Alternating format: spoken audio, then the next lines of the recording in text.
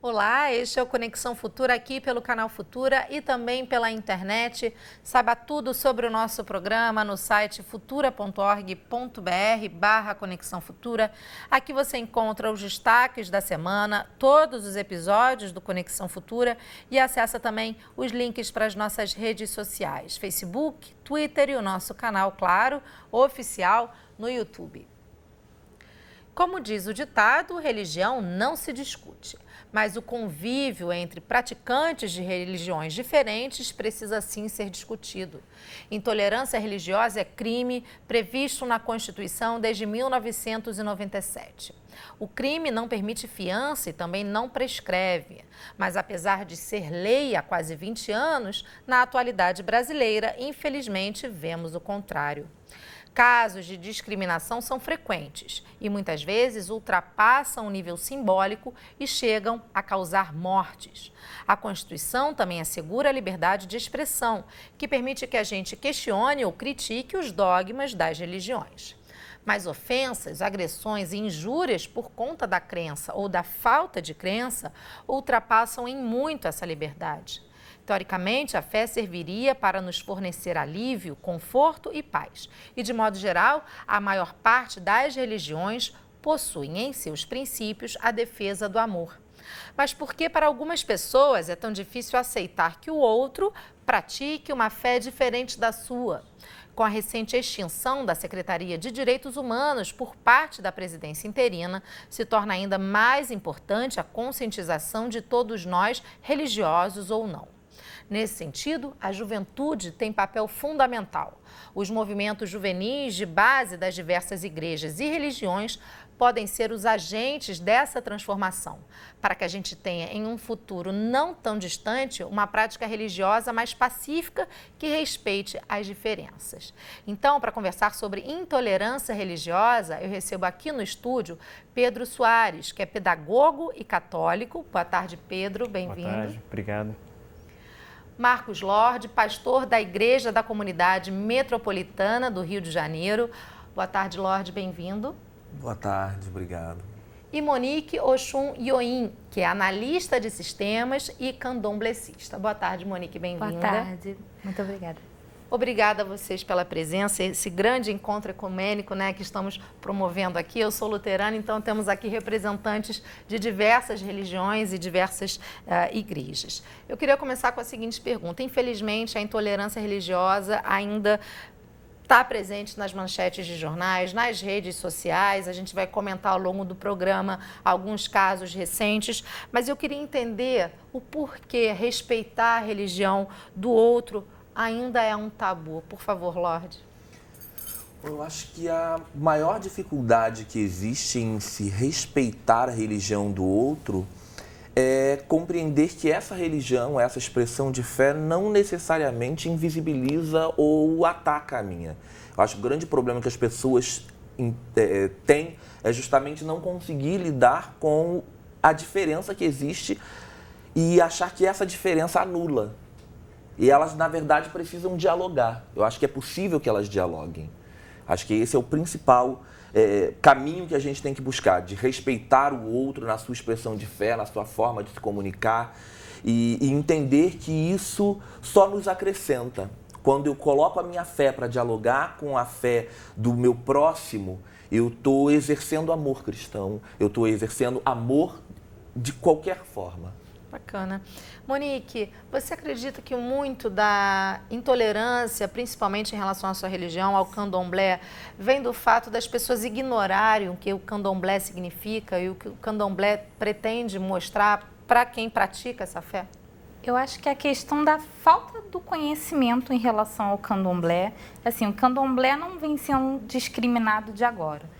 Candomblé vem sendo discriminado desde o momento em que os negros chegaram aqui no Brasil, trouxeram suas tradições, sua cultura e que a parte dominante, né, que colonizava o país, para poder dominar pela cultura e pela religião, nos impediam de professar a nossa fé, a nossa crença, a nossa cultura. E isso vem se perpetrando até aqui. E hoje em dia mudaram alguns interesses religiosos, políticos, né? E até mesmo econômicos. Então, acho que por isso que o candomblé vem sendo discriminado. Você já sofreu intolerância em algum? Você tem algum caso, algum momento da sua vida que você possa compartilhar com a gente? Sim, sim. Assim, nossa maior preocupação é quando uma pessoa é iniciada no candomblé, que é Iaô, que precisa, né, vir paramentada da rua, vir paramentada ao trabalho, e as pessoas agridem, atacam, xingam. Até mesmo no meu caso, eu fui xingada na rua. Assim, eu recebo como se eu tivesse feito uma escolha errada, como se eu tivesse feito alguma coisa errada, como se a pessoa que tivesse vindo me agredir quisesse impor a sua religião a mim. E como você reagiu nesse momento? Eu sorri e disse que Oxum, que é minha mãe, abençoasse a pessoa e que trouxesse paz ao coração da pessoa. Uma bela reação, né? Uma Sim. forma totalmente diferente do que aquela pessoa provavelmente imaginava que você fosse reagir. Agora, Pedro, você é católico, a gente está num país de maioria católica, né? E provavelmente, não sei se eu estiver equivocada, você, por favor, me corrija, você nunca passou por uma situação como essa. Na sua visão, por que a intolerância ainda é tão presente, né? E por que num país como o Brasil, um país tão heterogêneo, tão multicultural, né? Em que as diferenças estão presentes em qualquer aspecto da nossa vida, por que essas diferenças, então, não são tão respeitadas e por que a religião ainda é um fator de discriminação muito grande? Esse é um assunto muito interessante, né? Porque você dizia que, pelo menos nos números, nós somos um país de maioria católica. Se é um país de maioria católica, pressupõe que é um país de maioria que leria o Evangelho. O Evangelho traz Jesus e em nenhum momento ser intolerante, condenando qualquer coisa parecida. Portanto, há uma contradição aí. E essa contradição que leva à intolerância, me parece que tem muito a ver com a formação humana. Porque normalmente a pessoa que é intolerante da religião do outro é intolerante em outras situações também, das mais diversas, seja por opção sexual, seja por questão social e também, naturalmente, pela religião. Portanto, eu vejo que nesse momento da questão da intolerância religiosa tem a ver com a formação humana, ou seja, com a formação daquele sujeito ou daquele grupo de pessoas, e que está completamente desconectado da vida cotidiana. Porque, veja, alguém pode ser intolerante com a religião do outro, como aconteceu com a Monique. Mas nós precisamos conviver no mesmo espaço. A gente precisa pegar o mesmo transporte, precisa se alimentar, precisa trabalhar, precisa fazer uma série de coisas. Ou seja, me parece que um dos elementos que contribuem para a intolerância religiosa é justamente o fato do sujeito ter uma religião ou se pertencer a uma religião e essa religião está desconectada com a vida. É como se fosse uma espécie de ideologia mesmo, né? Normalmente, o intolerante religioso não tem a religião como alguma coisa que vai ajudá-lo a melhorar, mas alguma coisa que o alimenta ideologicamente. E isso acaba agravando e acaba trazendo essas situações que a Monique passou e tantas outras pessoas passam também. De fato, aqui no Brasil, como nós somos maioria católica, declaradamente católica, eu nunca passei por essa situação que a Monique passou. Mas, em vários lugares do mundo, os cristãos são minoria. Então, por exemplo, a gente vê agora com essa situação do Estado Islâmico, muitos locais, na Síria e tudo mais, os cristãos estão sofrendo. Né? Por quê? Sendo porque mortos, né? Comunidades cristãs assassinadas. Exatamente. E você percebe que a lógica é exatamente a mesma. O que aconteceu, por exemplo, com um padre, né, recentemente, né, que foi decapitado. Exatamente. Marcos, perdão, vou chamá-lo de Lorde, que é assim que o pastor Marcos Lorde é conhecido. Esse ponto que o Pedro tocou, né, da intolerância, né, uma pessoa que tem essa intolerância religiosa, ela acaba sendo intolerante em muitos aspectos, né?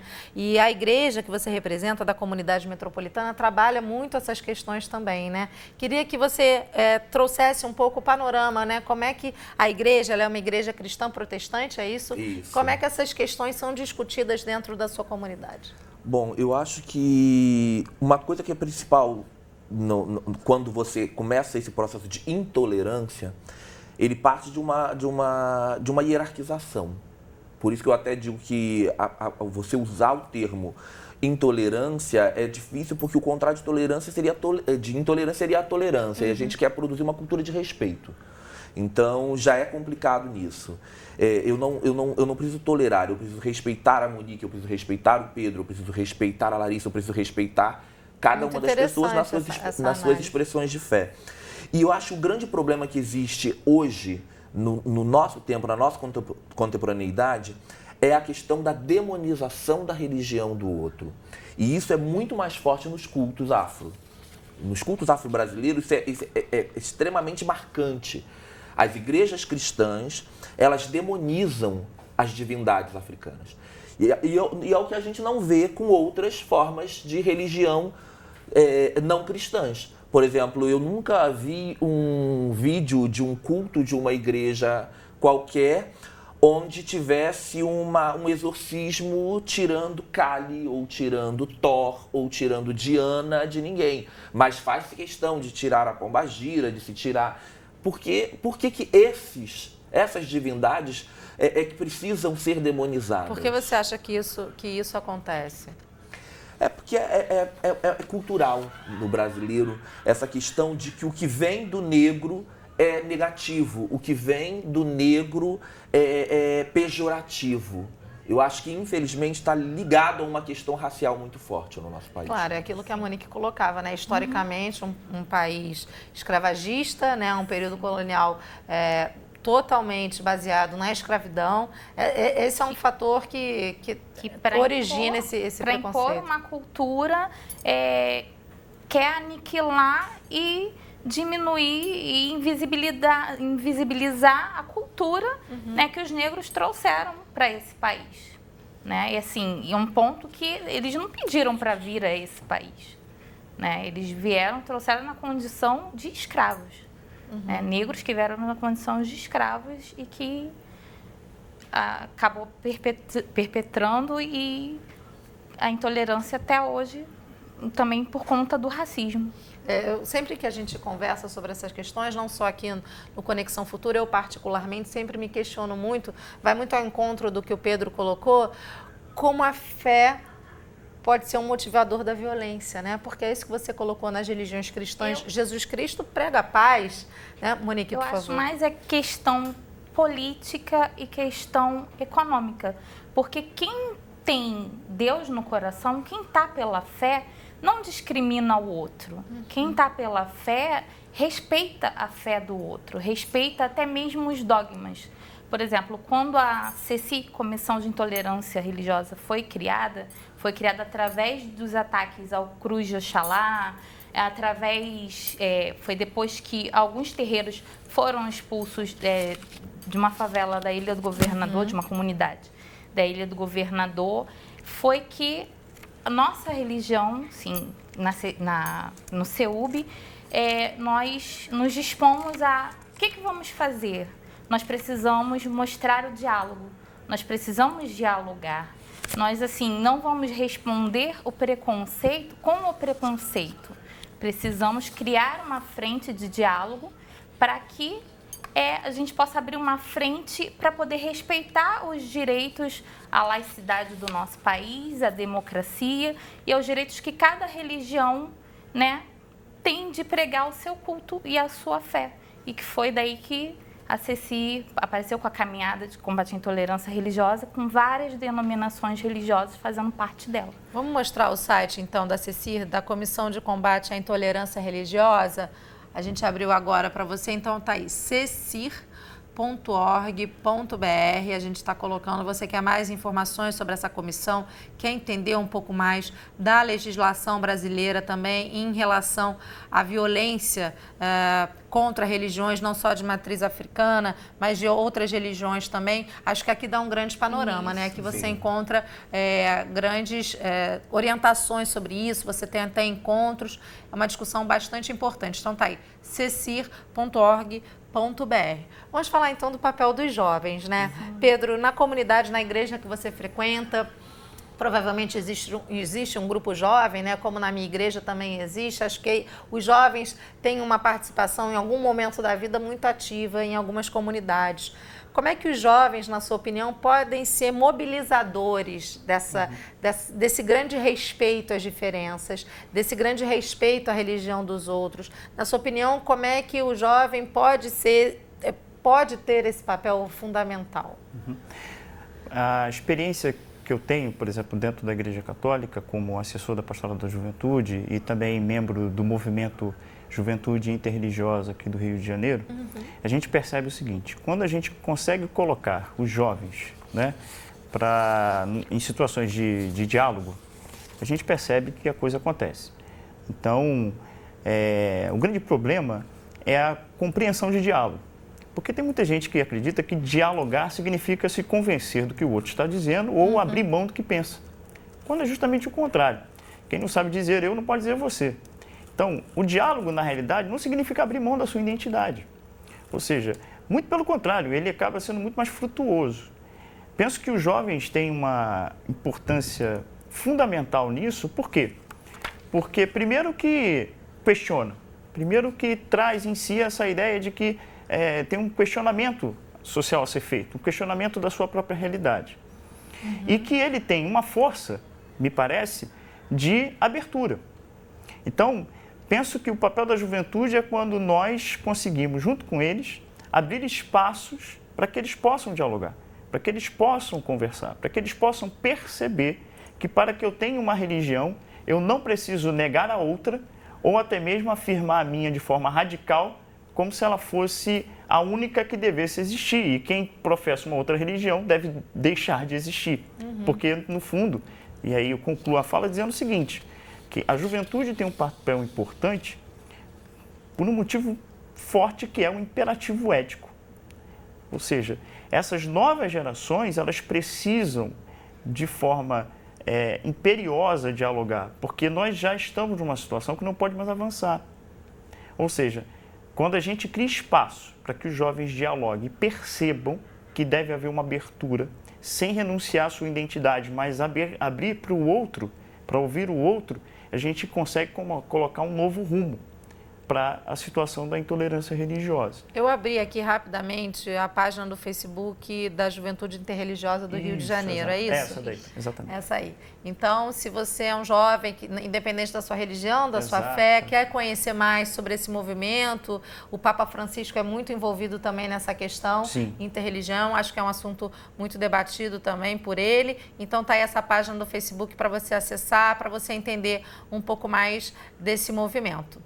Muito bacana essa dica. Não conhecia, eu quero entender um pouquinho mais desse movimento. Lorde, dentro da sua igreja, o jovem, como é que ele faz parte dessa discussão? Como é que ele tem lidado com essas questões da tolerância, né, e da diversidade? Bom, como somos uma igreja inclusiva, a gente já procura o tempo todo trabalhar pela desconstrução dessa ideia de massacre. Porque somos vítimas disso o tempo todo, somos vítimas de intolerância o tempo todo. E nós acreditamos que realmente é uma cultura de alteridade que a gente tem que construir.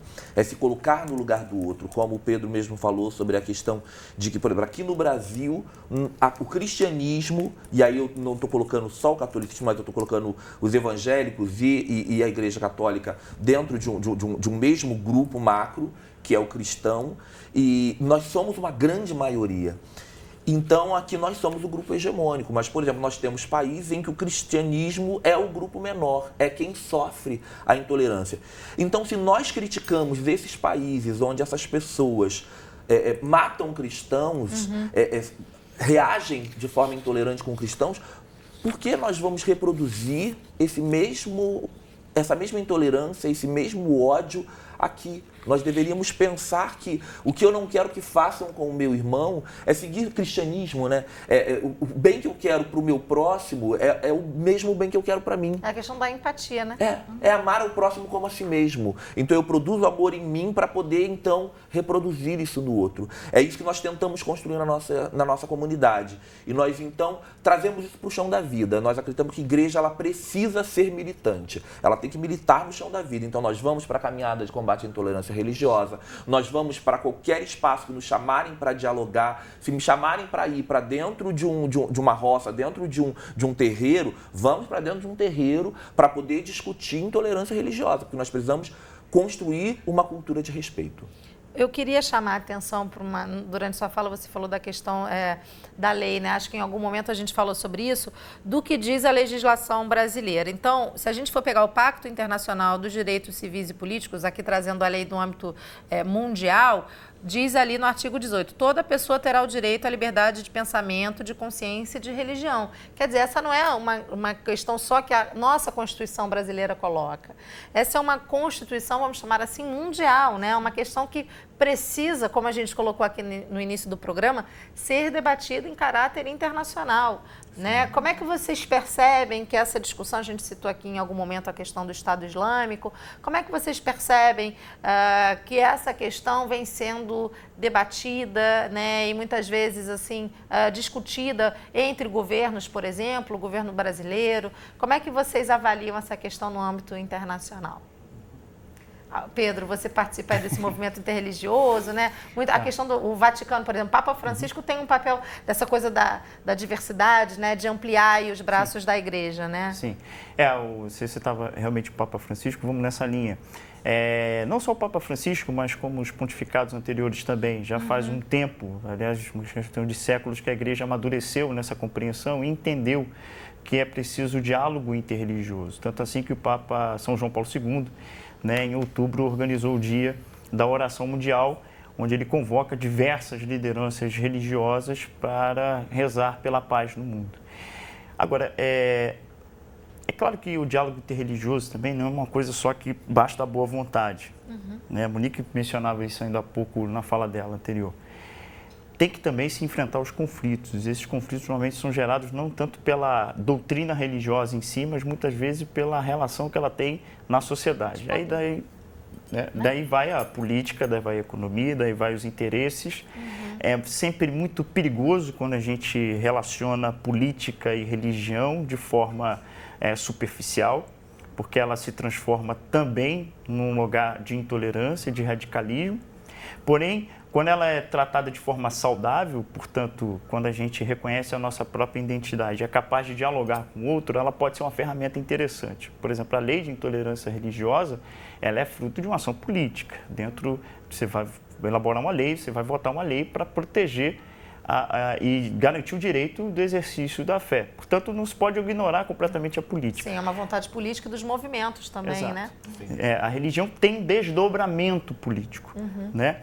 Mas quando a gente mistura tudo, sem ter o critério, sem ter a noção do que a gente está tratando, a gente acaba manipulando, na verdade, os discursos. E o discurso religioso é sempre muito perigoso quando ele é manipulado.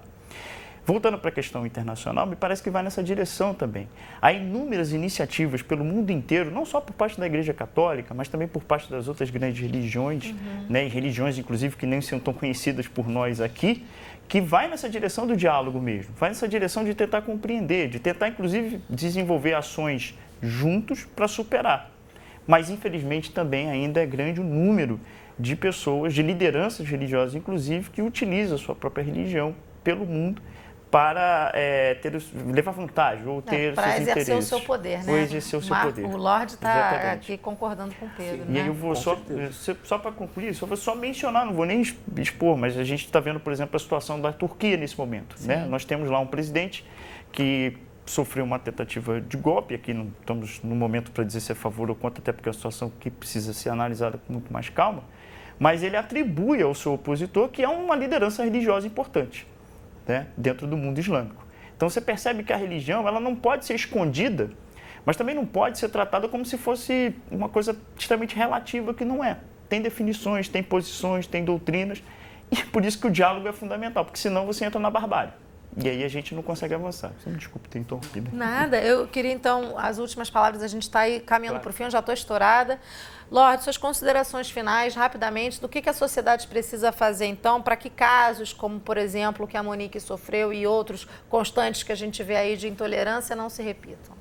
Eu acho que, para a sociedade como um todo, já que nós estamos vivendo aí um movimento tanto das pessoas tentarem se construir enquanto seres humanos melhores, é essa questão da empatia, da alteridade, de se colocar no lugar do outro e produzir um diálogo de respeito, de amor, de tentar caminhar juntos, sabe? Andar lado a lado, não achar que eu sou melhor do que ninguém, mas eu não sou pior do que ninguém também. Então, por que eu não posso andar lado a lado com o outro e respeitar o que esse outro pensa? O que o outro pensa não me atinge, não me diminui. Pelo contrário, pode me enriquecer muito se eu me abrir para isso. Muito obrigada, Monique, por favor. Nós temos que entender que o nosso país é laico, precisamos tirar todas essas garantias do papel, dialogar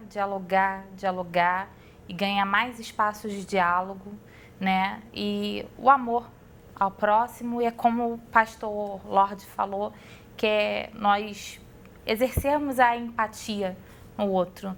É a questão do respeito, da intolerância. Ainda a gente vai ouvir muito essa palavra intolerância, porque até nós chegarmos ao respeito, nós ainda temos muito que trabalhar, a gente ainda tem que ter essa consciência. E a gente espera que momentos como esse que a gente teve aqui, né, se repitam em outros lugares do nosso país, da nossa cidade, né? Eu queria fazer um convite a todos, que agora setembro, né, nós vamos ter a oportunidade de caminharmos lado a lado contra a intolerância, no dia 18 de setembro, a partir das 12 horas, né? Convido todos vocês, todas as religiões, para nós caminharmos e celebrarmos as nossas diferenças.